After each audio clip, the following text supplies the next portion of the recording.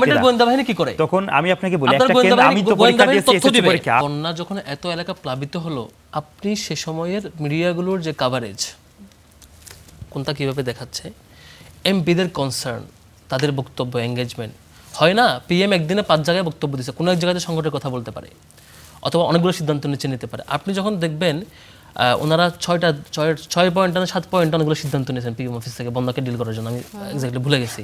তখন পিএম অফিসের পেজ থেকে, মাহাদি আমিনের পেজ থেকে, মিনিস্ট্রির অন্য পেজ থেকে দেওয়া হচ্ছে সিদ্ধান্ত। কখন আমাদের আমি ওইখান থেকে ঘুরে চলে আসার পরে, যখন সবগুলো মিডিয়া গিয়ে কাভার করলো, দেখলো এরকম পরিস্থিতি হচ্ছে, ন্যাশনাল কাভারেজ পাওয়া গেলো। তারপরে এর আগ পর্যন্ত কি করলেন, আমি ওইখানে ডিসির কথা বলছি, পর্যাপ্ত ফান্ড নাই। ডিসিকে জিজ্ঞেস করছি যে আপনারা এই এরিয়া যাচ্ছেন না কেন? আমাদের যে প্রস্তুতি, সেই প্রস্তুতি সব এরিয়া কাভার করা পসিবল না। একটু ডিসির গল্প বললেন। অনেক এমপি আপনার হচ্ছে মানে এখানে ঢাকায় রয়ে গেছেন, সংসদীয় অধিবেশন আছে দেখে। একদম আমি রিয়েলিটি বলছি, আপনি চেক দিয়ে দেখবেন। না, আপনার পিএম হয়তো ইনস্ট্রাকশন দিয়েছেন।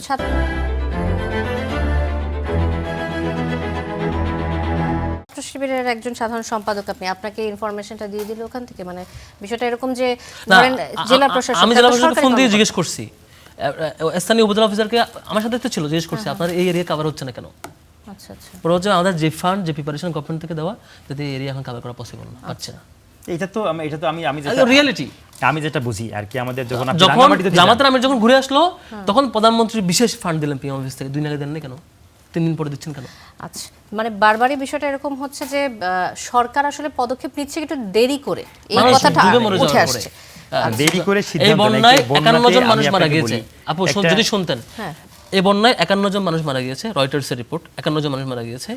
51 জন কোনো পার্সনই না, তাদের নিয়ে গভর্নমেন্ট থেকে এখন পর্যন্ত ভুক্তভোগী ফ্যামিলিকে মানুষ যে মারা, তাদের বিরুদ্ধে কি সাপোর্ট? জামাতের আমি গিয়ে বলছি তাদের একটা বড় সাপোর্ট দেবে তাদের পার্টি থেকে, পার্টির উদ্যোগ। তিনি ওখানে ঘোষণা দিচ্ছেন যে আমি পিএমকে অনুরোধ করবো, গভর্নমেন্টকে অনুরোধ করবো, এই ভুক্তভোগী পরিবার যাদের বাড়ি ভেঙে চলে গেছে, যাদের ফ্যামিলি মেম্বার্স মারা গেছে, ব্যবস্থা নেন।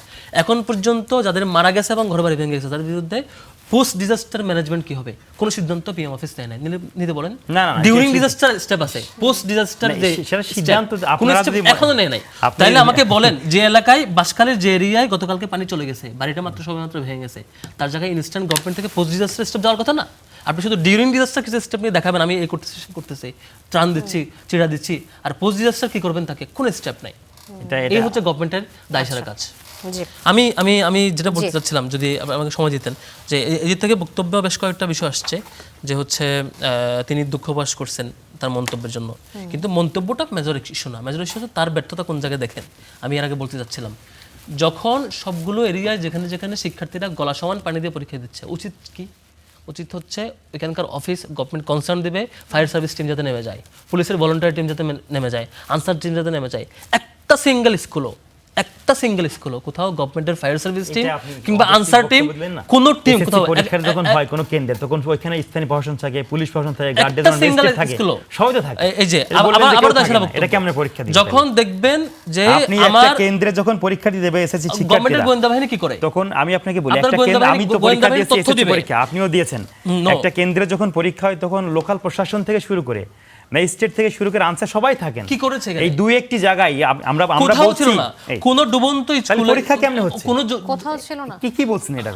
পরীক্ষাটা কেমনে বুঝতে পারেন নাই? আমি আপনার বক্তব্য বুঝতে পেরেছি। পানিতে যখন ডুবে যায় শিক্ষার্থীকে পারাপারের জন্য আনসারের যে ইনস্ট্যান্ট যে ম্যানেজমেন্ট থাকে, ওই ভিডিওটা আমরা দেখেছি। আপনি যে ভিডিওর কথা বলছেন, একটা জায়গায় ভাই, আমি শিবিরের ভিডিওটা আমরা দেখেছি এবং আমরা বলেছি যে এখানে আমরা তো আমাদের জায়গা থেকে বলছি যে এই ভিডিওটা ভালো হতো। আমি শেষ করে ফেলি। আমার কাছে সারা দেশের হিসাব আছে, আমি শিবিরের কেন্দ্রীয় দায়িত্বশীল, সারা দেশের হিসাব জানা আছে। এটুকু বলি যে স্কুলগুলোতে যে সুযোগটা গভর্নমেন্টের দায়িত্ব ছিল, ফায়ার সার্ভিসের ভলান্টিয়ার টিম, আনসারের ভলান্টিয়ার টিম সাথে সাথে গিয়ে এরা ড্রেস না ভিজাই কিভাবে এদেরকে বা সেফলি কিভাবে পরীক্ষা পুরোটা কন্ডাক্ট করবে, পুরো ব্যবস্থাটা সকালেই রেডি করে ফেলা। রাতে যখন বন্যা হয়েছে এটা বোঝা যাচ্ছিল, রাতে বন্যা হয়েছে রাত 12টার একটার দিকে, এগুলো ডুবে গেছে। সকাল থেকে ফজরের পর থেকে 9টা পর্যন্ত কাজ করলে এটা রেডি হয়ে যায়, কোনো উদ্যোগ নেয় না, জাস্ট তাকায় দেখছে আর বাচ্চারা ভিজে গেছেন। এই হচ্ছে আমাদের দায়সারা কাজ।